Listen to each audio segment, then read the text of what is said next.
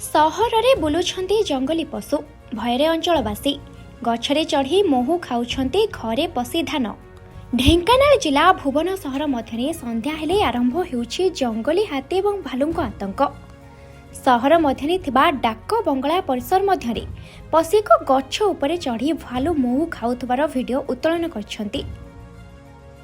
सेहिभଳି ward number 2 cloth Sai मध्य पशि गोटे दंता हाथी धान खଳାରୁ धान खाइबा सहित व्यापक नष्ट करिछि।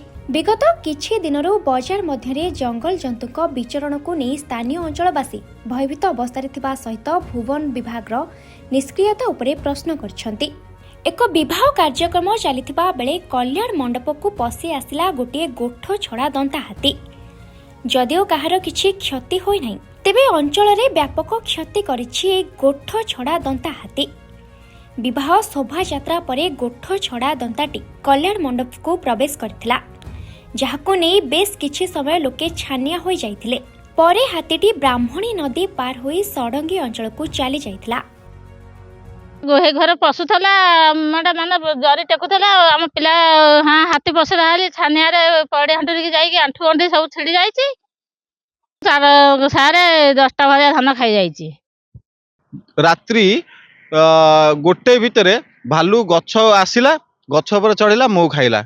मुझे वन विभाग को कहना चाहिए टिके पेट्रोलिंग व्यवस्था टिके यथा संभव आपण द्वारा टिके जदि टिके कड़ा करा जांदा ताले बहुत भल होता। काले लोक टिके सुरक्षित काली हाथी पशिला, आज भालू, तापर केतला बाघ पशिबो, एटी करा जिवो कोन? जदि भालू पशिकी मोहु खाई पारुछि त मनुष्य मारा पे केते बडा जिवो।